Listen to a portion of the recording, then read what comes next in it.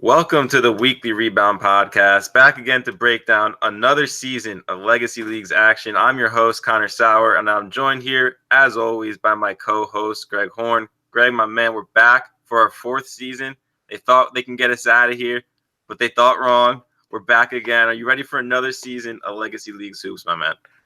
I can't wait. I mean, you know what they say. Man, I'm at a lost for words. I'm excited for the season. I'm glad to see Joey's team is good again. Hopefully they don't win. We never want to see them win. My boy Flynn back. Our good friend of the podcast, Rzinski's got a squad back, and we also got a lot of new teams and some new faces. So it's going to be an interesting year, and I can't wait.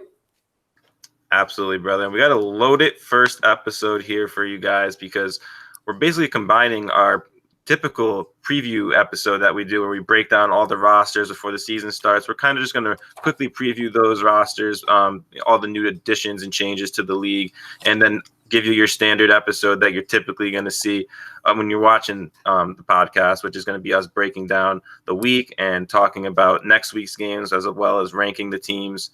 And, we have a bunch of fun. So glad you guys are here tuning in. So, Greg, with a lot to do, let's get right into these rosters. Let's pull them up right now. And I'm going to go through the names, and then Greg is going to give you guys some of the analysis, some of the changes and stuff that has gone on. So I'm going to start it off. Let's start off at the top, Greg, with Shocker City. Let's bring it in. The reigning champs, two-time, led by Chris Rzinski, who's put this team together behind the scenes. But on the court, they're led by Carmine Santarelli, David Armstrong, Quintuan Miles, Devon Pratt, Terrell Vargas, Jason Hernandez, Devin Luzietti, and, of course, Chris Rzinski. Greg, so what's there to really say about this stacked powerhouse and some of the turnover that went on from last season to this season?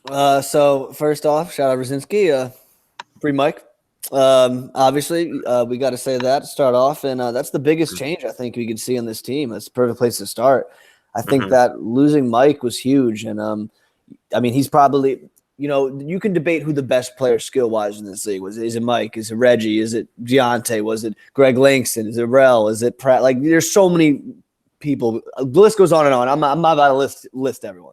But I think the thing is, Shocker City was always built around Mike. I think it's fair to say that's the building block. Mike is the LeBron. Mike was the KD. Mike, whatever team you want to say is the Kobe, the MJ, that was Mike for the Shocker City team.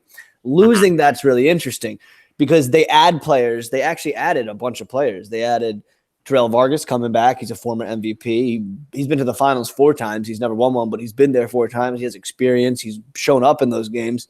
He's a great player. He's actually my MVP pick this year.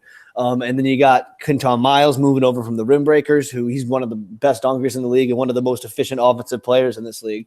And then you got David Armstrong, who's probably, if not one of the best big man in this league. Just his rebounding ability on the offensive side is just really unmatched by anyone.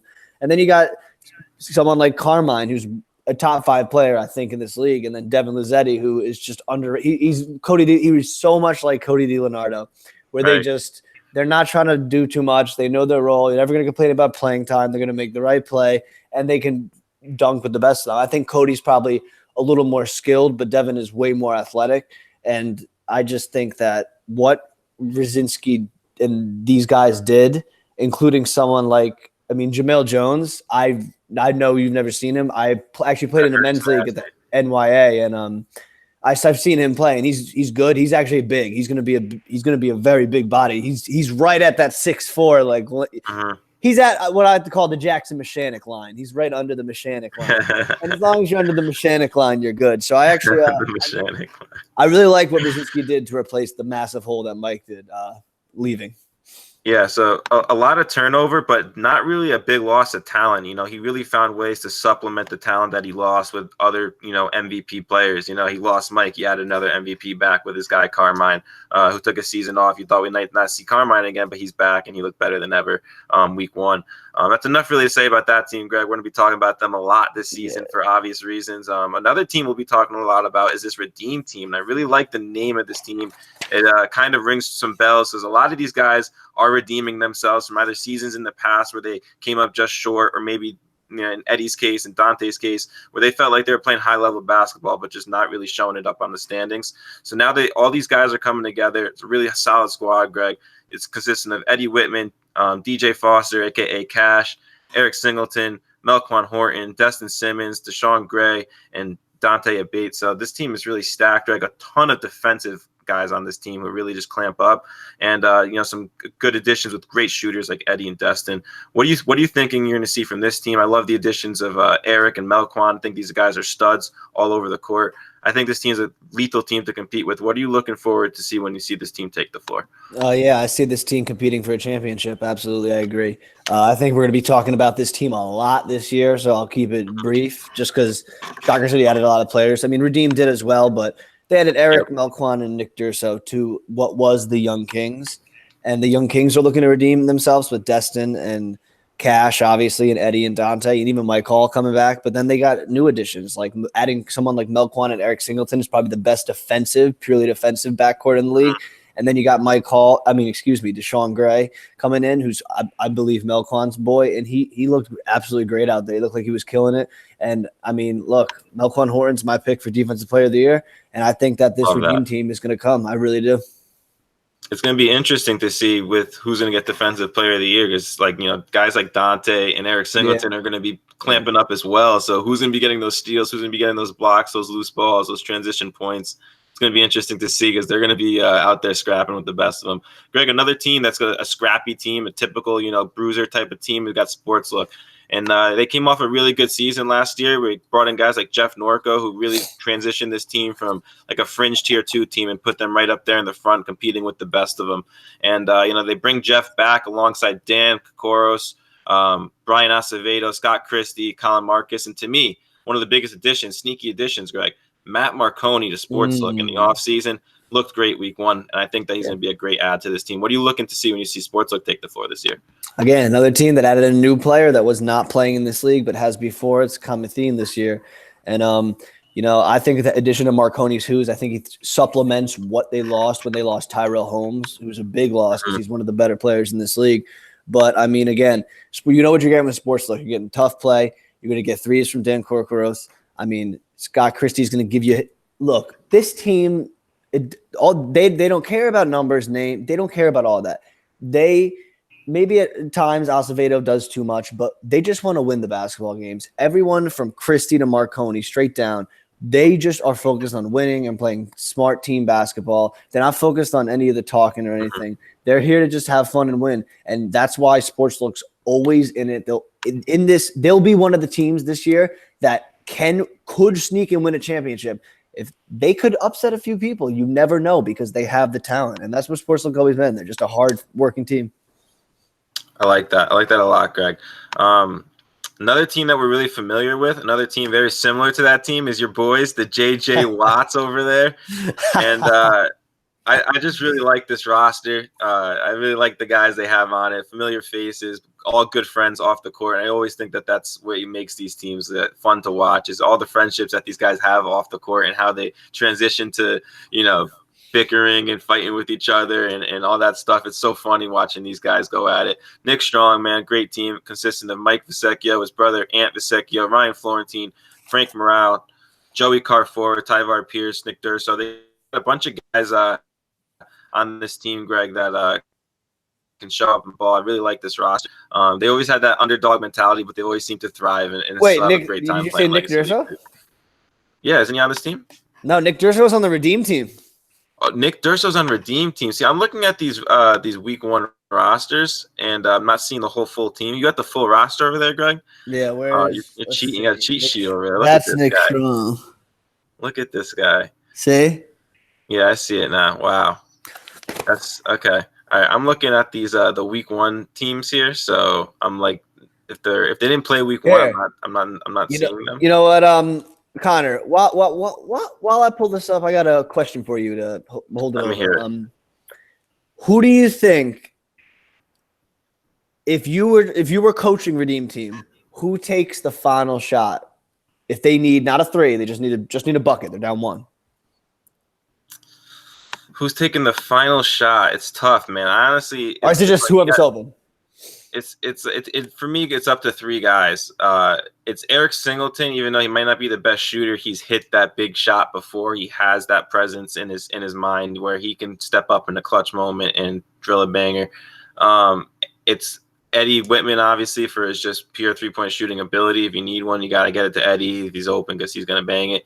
Or Destin, obviously, for this obviously similar reasons, just his knockdown ability from all over. Melquan might be mad, but I would more want Melquan scrapping down there for that offensive rebound and maybe a putback or a tip-in, because that's what I think Melquan would do best in a situation where you're just trying to get a point at the end, maybe get a foul. But yeah, those would be the guys I'm trying to get the three-pointer to, if you ask me. But let me see what you got over there, Greg. You be able to pull it up? Yep. All right, let me see it. Let me flip the screen for me. Beautiful, beautiful. All right, now scroll down to let's do the next team I want to break down. Let's go to the Flint Tropics, Greg. Let's go to your boys of the Flint Tropics. Now, the Flint Tropics, man, this is just a returning team. Everyone, if you're familiar with Legacy Leagues, you're familiar with the Flint Tropics. And, you know, I love this team because they're basically the same every single season. They might add one or two guys or bring in an extra friend that they didn't have last season, but these guys are all the same group of friends. Keep it there for a second, Greg. Oh, you I want to see it for a sec. Yeah, I'm going to go through the names real quick. So we got Ryan Caggiano, Mike Bizzuto, Tyler Japs, Cody Doubleday, Matt Sear, Mike Drew, and TJ Gianni, Nick Japs, Don Migliaro, and Colin Jordan. So, like I said, a lot of familiarity with these guys. Greg, what are you looking to see from your boys of Flint this year? Well, honestly, you know, it's hard to say. You know, I love Flint. I'm always on Flint. And, you know, I want to say we're going to take it all. But this year it's going to be interesting because the league has – you know, it used to just be, I think Redeem teams coming in with an interesting, them and Sports Look are so interesting. And Toon Squad, a team we'll get to later, where, you know, I know Flint can win it all, and I believe we will. But, you know, my arm is a little shaken. I'm a little worried. I'm a little worried. But I believe in Bizzuto and the boys. I know they'll bring it home.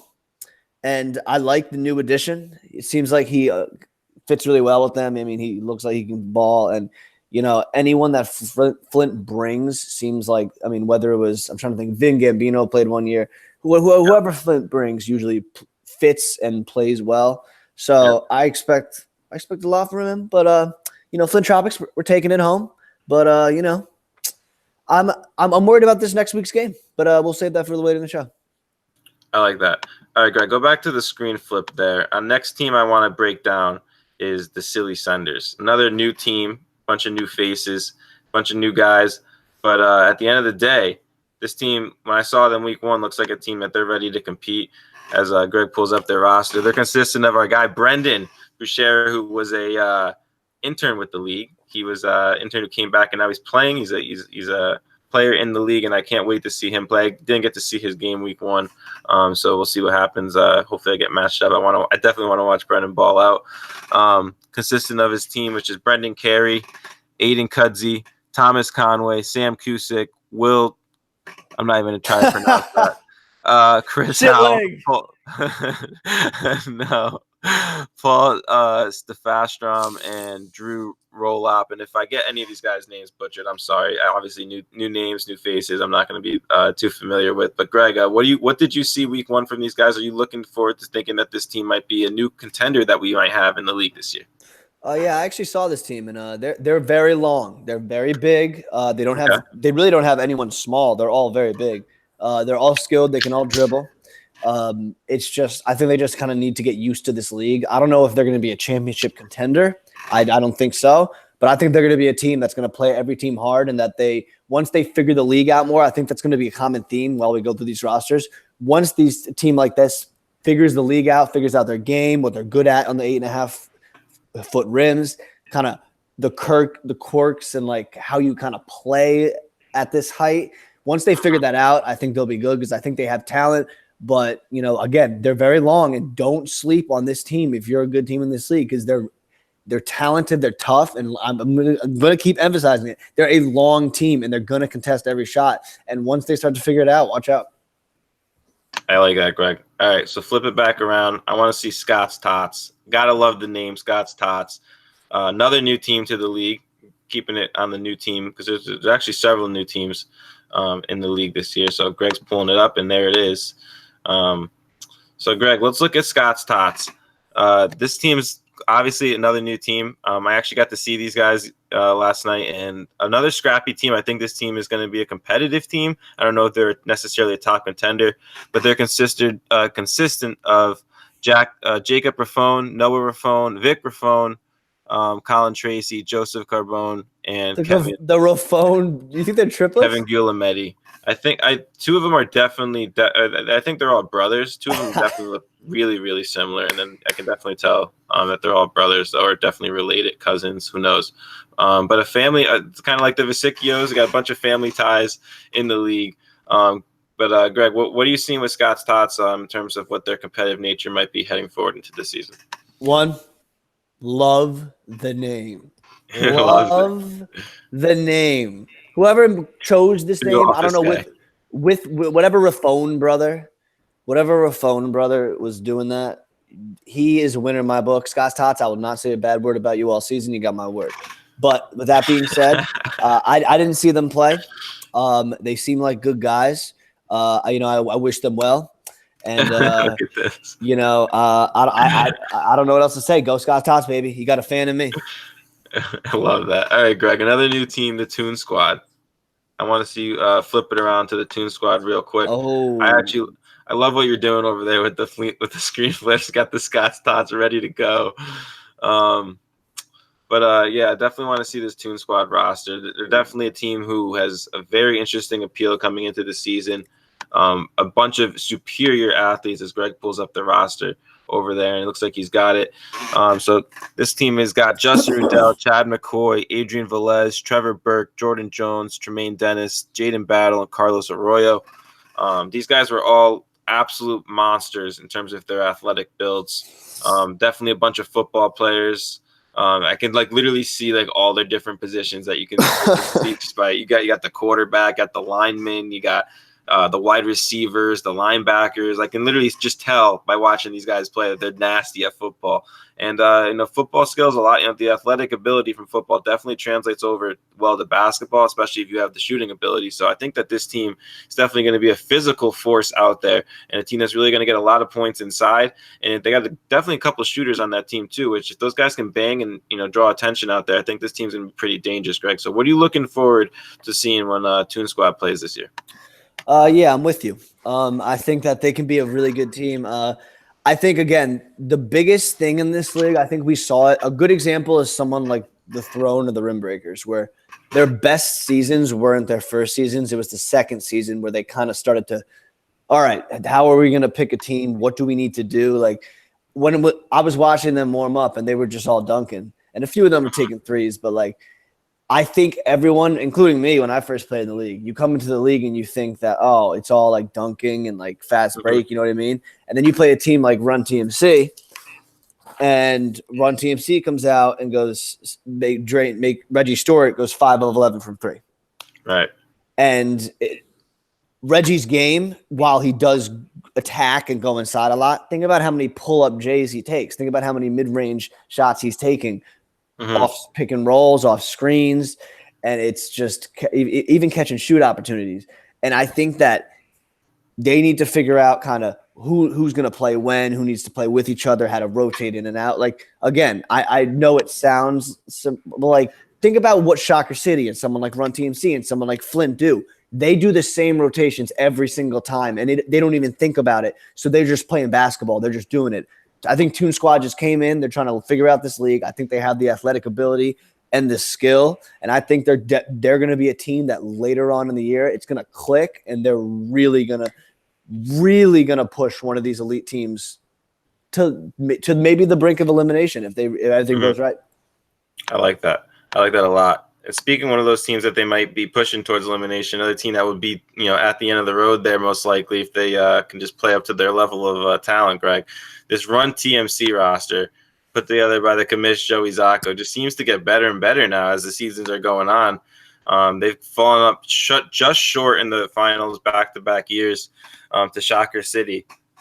But this team, obviously Joey Zacco, Reggie Stewart, they bring in Kevin Blake, Will Hudson's back, Cody D's back, Paul Miramina's back, Mike Slattery, new addition, and of course Dominique Langston, new addition. So some big pieces there at the end, Greg. It's not just big pieces, but physical bodies who are actually big on the court and can really do a lot for TMC, who obviously has the shooters and the guard play. They lost Eric Singleton, but did they get enough talent back to really replace that haul, you think, Greg? Yeah, absolutely. I mean, I love Eric Singleton. Me and you are huge Eric Singleton fans, but then when you add Mike Slattery, Dominique Langston, Will Hudson comes back, bringing the 3-ball back, especially as a good repertoire with Reggie Stewart, the pick and pop, off ball screen. I mean, look, this TMC team, you're gonna get, you know what you're gonna get. Especially like they do what they do. They ball out. They every game they ball out. They will score every single game. TMC, the way you beat them is you have to outscore them. You're probably not going to shut them down because Reggie's going to get his, especially with the addition of Slattery. Kevin Blake is such a vital part of this team because he's not going to take a bad shot. And there's a lot of players in this league who will take bad shots. Kevin Blake can orchestrate an offense from down low. He's so smart. He reminds me of like a Jokic type player. And right. I like that. Yeah, this TMC team, they're coming. They're coming. All right, Greg. Last team, we saved the best for last, my guy. Flip it around, and let's check out this team, the Bricklayers, all rookies, completely new squad. And I feel bad. We're going to get into this game in a little bit, but they got matched up with Shocker City week 1. We'll get into that game. And I didn't get a good estimation of how good these guys are because Shocker City tends to make teams look way worse than they actually are. But nonetheless, these guys were out there competing. They looked like they were having fun. This team's got Jason Bidner, John Warzel, John Gaggle, Justin Sherrick, Spencer Shammerhorn, Chris Brown, Cameron Kellogg, Mike Castro, and Brian Polzella. So this team I definitely think has the ability to, have some fun and make some noise, against some of the lesser teams, maybe like games like against some of the other rookie squads that, are maybe less experienced, but it's always tough, Greg, coming in and being a rookie team and trying to compete with teams like Shocker who just won 2 championships in a row. So what do you see out here week 1 from these guys, and what do you think their forecast going forward for them? No, yeah, I think again, another team, they got mashed up with a really rough game. Yep. They got Toon Squad next week. Oh no, they don't. They got who do they have next week? Don't worry, we'll get into it when we get into it. Yeah, we'll get into it. All right, but still, look, I'm rooting for them, man. They look like they had a good time. They're having fun. They seem like a great group of guys. They're not terrible. It just looks like they're trying to have fun in the basketball league, and there's definitely games this year they will. They should again. I played on a team like theirs. I light it up was 2-8 or 9. And my Titans were like 1 and something. So like I've been on bad teams. Just go out there and have fun. Get your stats. Go for highlight dunks because you can get a top play. You can get everything. You can even get a player of the week easily. You never know how it goes.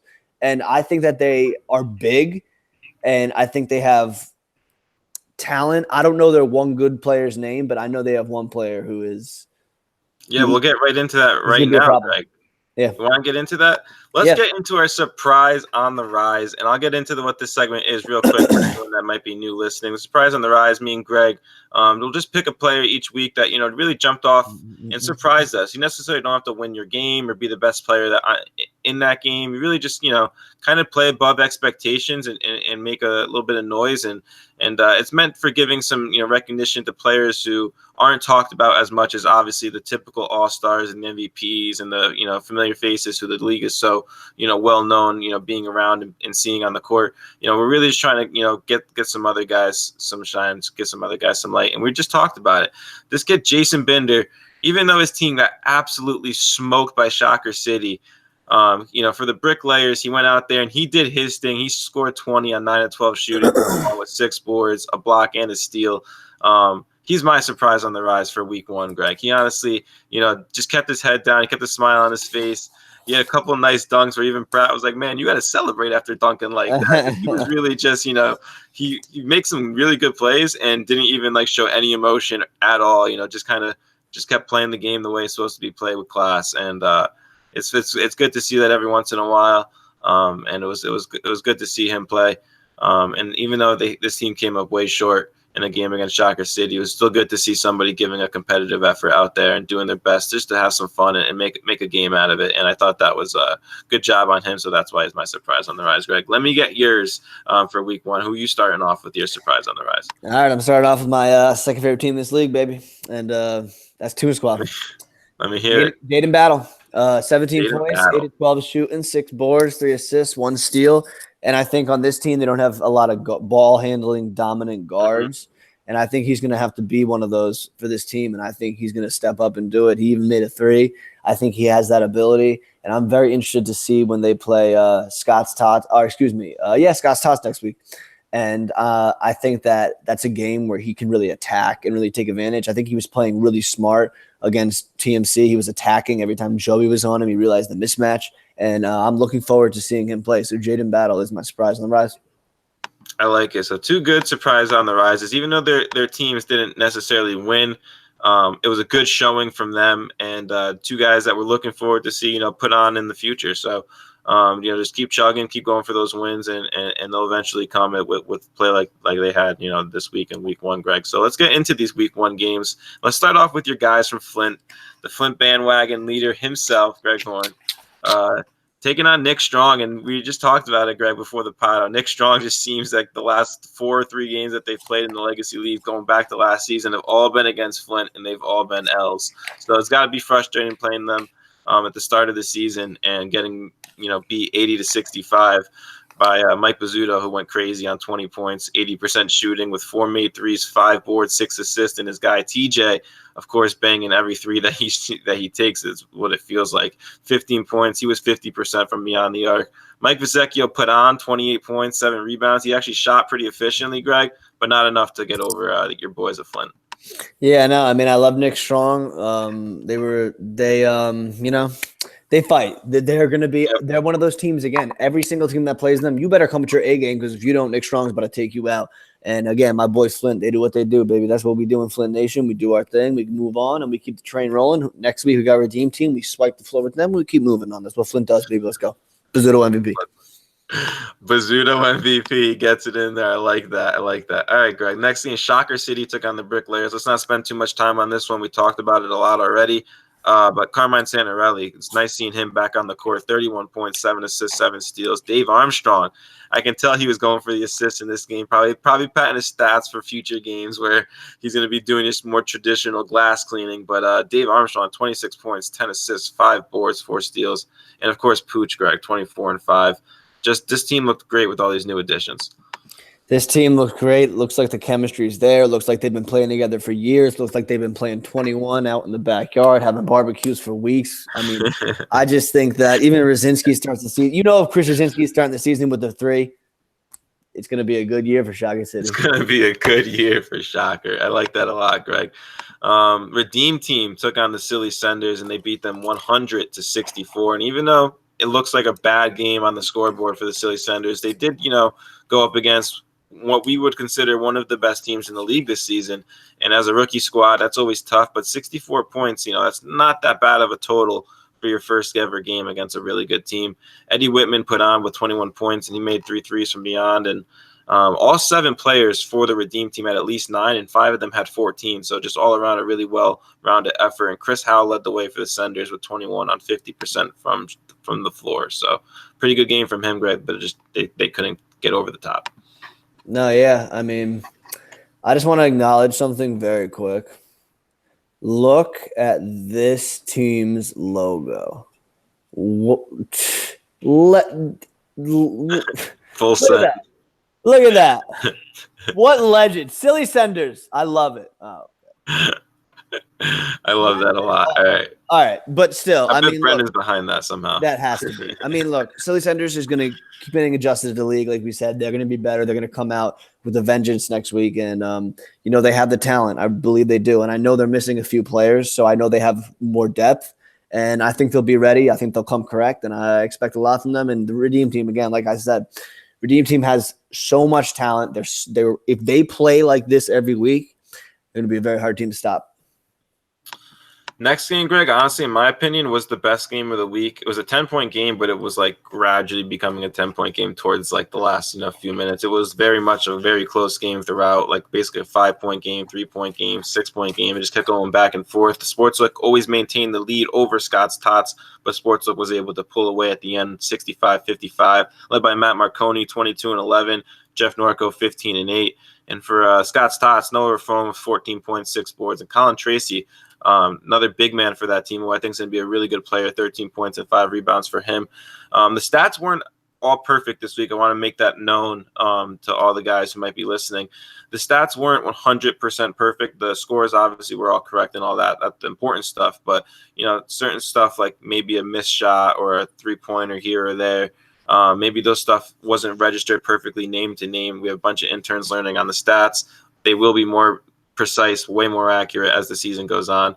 This was basically the training session for them while they're going on in mid-game. So if anybody had any questions about the stats, I hope that may answer it. But they will definitely be better as the season goes on.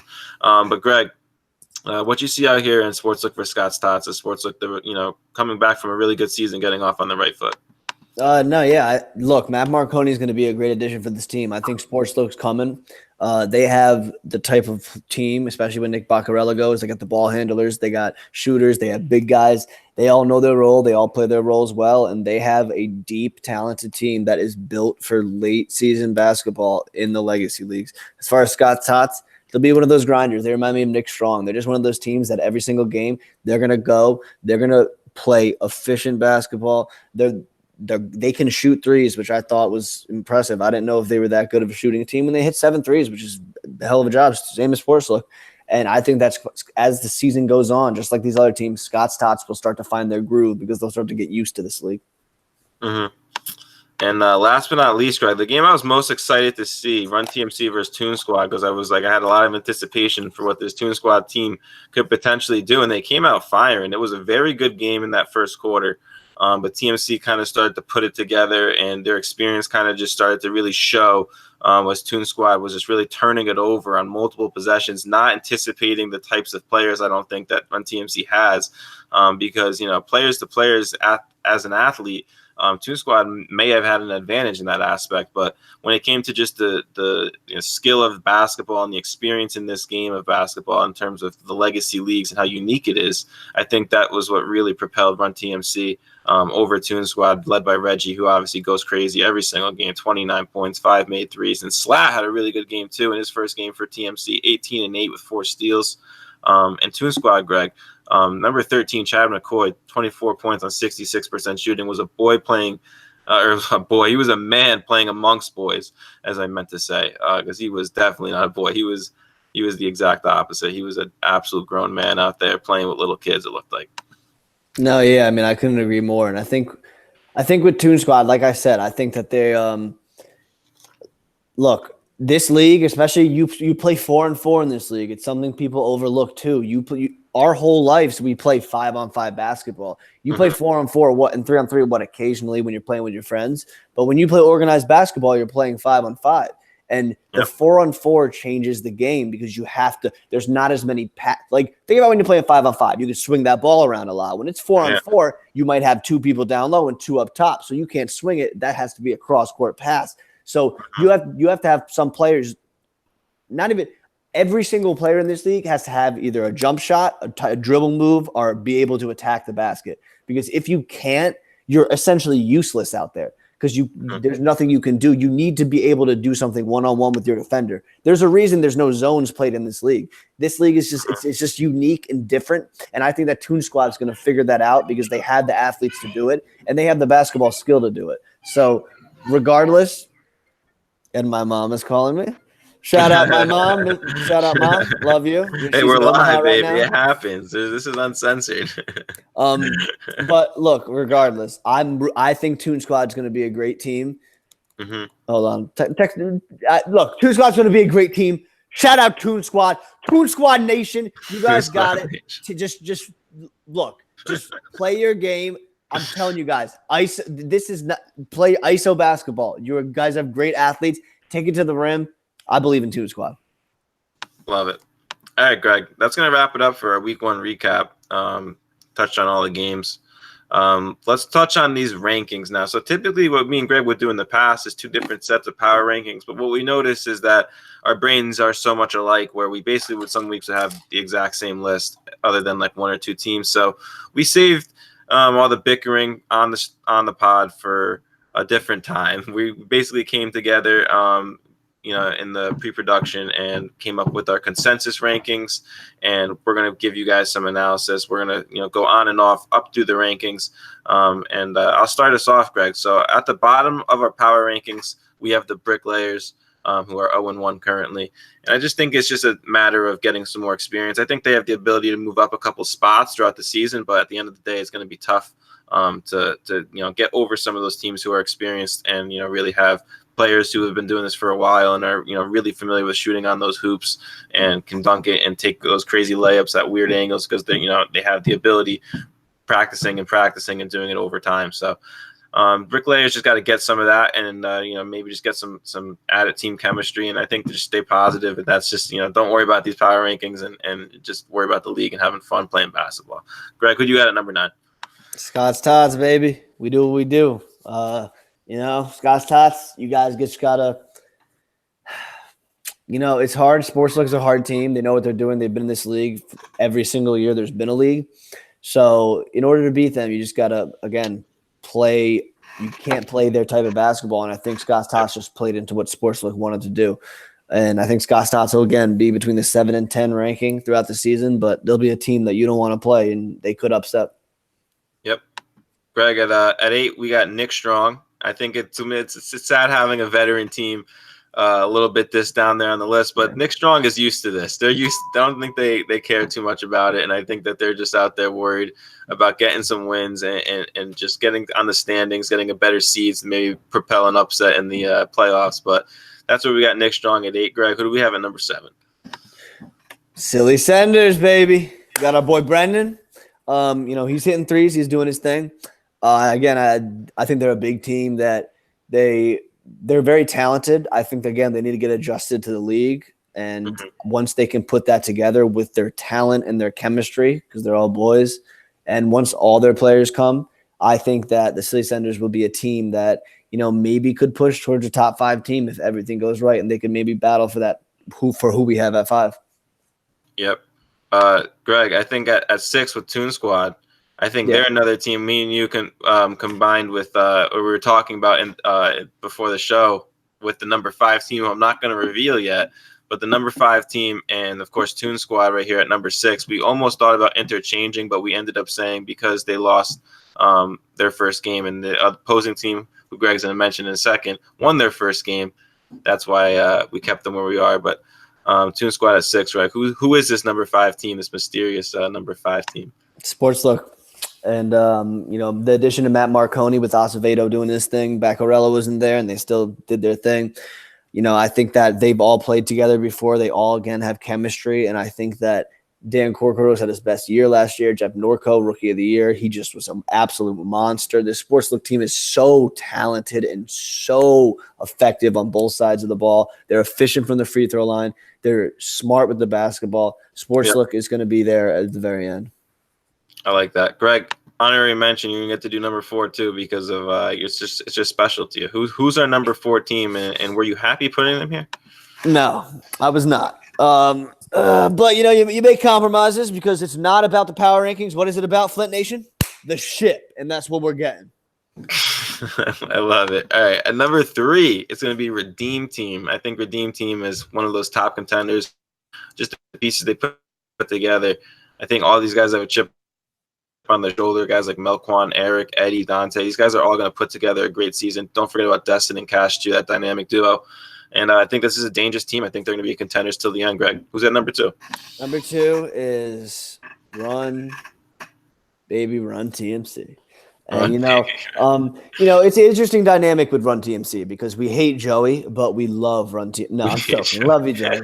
Love you, Joey. Just joking. But it's interesting that they lost such a great player, but then they added such a great player.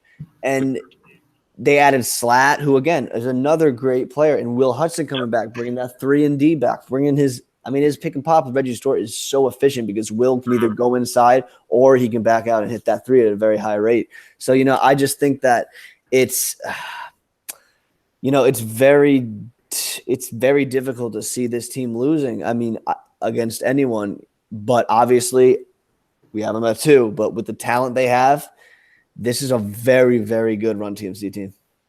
I like it. And at 1, we got the defending champs, Shocker City, and this, pretty coincidental, maybe not, that the defending champs and the guys who the runner-ups are sitting there at 1 and 2. So they both have stacked teams, and looks like it could be that again if everything falls in place. But of course, Redeem and Flint, and Sportslook and Toon, Senders, these guys are all gonna have something to say about that. So I can't wait to see how it all unfolds, Greg. Greg, let's get into the final segment of the show, the Week 2 preview. And a little preview of how we do this. Typically, Greg and I would just go through the games. We do our own picks for which team's going to win the game, and then we'd keep track, and whoever, just for nothing at all, but just for pride's sake, who wins at the end of the season. Who's the real Legacy Leagues guru? Who knows the most about this game, Greg? But we're changing up a little bit this year. Now me and Greg are going to be releasing our own lines for every single game. I think we've done this in the playoffs in the past and other episodes, but we're going to be consistently doing this every week, coming out with our own lines, probably tweeting it out on the Weekly Rebound page as well. So if you ever want to see what we think in terms of the week that you're going up against the team and how much of a favorite or how much of an underdog you are, you can always refer to this segment or to just this little tweet that we might put out on the Weekly Rebound Twitter. So check out for that later on. But yeah, Greg, let's get into it. So now we're going to be making our picks with the spreads, and the spread is what counts as a win or a loss. So even if you pick the team that wins, but they don't cover the spread, that's a loss. So we'll be keeping track like that throughout the season.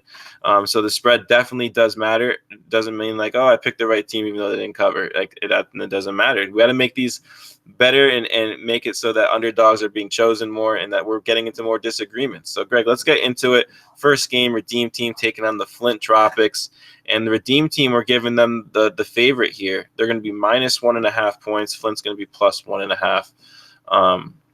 This is going to be a tough one to do. I'm going to have to go Redeem team here for my guy Melquan Horton, but I know that the guys of Flint, I really like those guys. They're going to probably give me a little bit of shit for this, but I'm going to have to go Redeem team covering the minus 1.5 spread. Greg, what do you like here in this game? Obviously. Flint, baby. Flint Nation. That's how we do it. We do. You know what they say in Flint Nation. We roll through. We do our thing. We move out. We get the corn dogs. That's it? Yeah, that's it. We get the wins, dubs, baby. That's all we eat. Like Shannon Sharp says, we eat the restaurant. Flint will be eating at my restaurant, dubs. Connor will be eating at Dutch's or something. Oh my God. Not that Dutch's is bad. No. Connor be eating at Connor be eating at I don't know. Connor will be eating the Target pizza. Oh my God. Target pizza. I'll be eating dubs with Caggiano and Gianni. Target has Pizza Hut, which wouldn't be the worst thing ever. All right, yeah, but I'll be eating $90 steak, dubs. All right, let's get into the next game. Crabs. Nick Strong versus fried calamari. Oh man, Nick Strong versus Shocker. Greg, Shocker's a minus 24.5 point favorite. Who you like here? Do you think that Nick Strong can cover 24.5? I think I'm actually going to go Nick Strong covering 24.5. Look, Connor, I'm disagreeing with you again, man. I'm disagreeing with you again. This is why we do this. I think that Shocker's going to win by 30. I think that Nick Strong's going to have a good game. I think it'll be 130 to 98. Okay. I like it. Next game, buddy. We got Scott's Tots versus Toon Squad. Toon Squad's the favorite in this one. They're going to be minus 7.5 points. I'm going to take Toon Squad to cover that 7.5. Guess what? We agree for once. I think Toon Squad's going to figure it out this game. I think Toon Squad's going to put it together, and I think Chad McCoy is going to absolutely beast and feast on them. What are you doing over there? You keeping track of everything for us? Yeah. I love it, dude. See, at least you're good for something. Finally. All right. Last but not least. Actually, no, this isn't last but not least. A couple more games. So I got the Bricklayers versus Sportslook. And we got the Bricklayers. They're going to be plus 20.5 favorite. Or I'm sorry, underdogs. Plus 20.5 underdogs against Sportslook. But you know what? I'm still picking Sportsbook to cover this minus 20.5. Greg, what do you like here? Yeah. I mean, yeah, I expect Sportsbook to do their thing. I think that they just have too much talent, and I think with the athletic talent they have now, I think that Sportsbook's going to look at this matchup and say, I think we're going to take this game and we're just going to really run it up and just really show how dominant we can be. Mm-hmm. And now finally, I can say last but not least, as cliche as it is, Silly Senators taking on Run TMC. And Run TMC minus 13.5-point favorite. That's a big spread against the Silly Senators, who I think, have the length and the athletic ability to make this a ball game. But Run TMC, obviously experience on their side. I'm going to go with the Run TMC covering. I think they might go on a run late in the fourth and just kind of deplete the Senators and maybe elevate this to like a 15, 16-point win. No, I agree completely. I think that the Senators will maybe lose by 15, maybe 10. You never know. But I think that this TMC just has too much. And I think with their offensive firepower and their defensive capability, Dominique Langston is going to have a day. He's going to introduce them to the legacy leagues in a way that they haven't seen. And unfortunately, Brendan, I got Run TMC. All right, my brother. So you know what time it is. That's going to wrap it up for our first episode together here on the Summer 19 Weekly Rebound Podcast. I'm your host, Connor Sauer. My co-host, Greg Horn. Do you have anything last words you want to say before we officially close it out? Flint Nation, baby. Flint Nation. That's it. Short and sweet. So, guys, be sure to drop a follow on the podcast on Twitter at @weekly_rebound. Be tweeting out those lines. And be sure to also tune in on SoundCloud for your audio version. If you guys are at work or whatnot, you guys want to just pop some headphones in and listen to us that way. That also works. Appreciate all you guys for listening in. Jeez, can't even close out correctly, Greg. We're struggling here. Maybe Greg's gonna do outro next week. Maybe we'll switch it up. Greg can do outro next week. Every outro is just 30 seconds around the horn style and me just talking. That's it. Be sure to tune in for that because that's gonna be some fire. So we'll see you guys next week.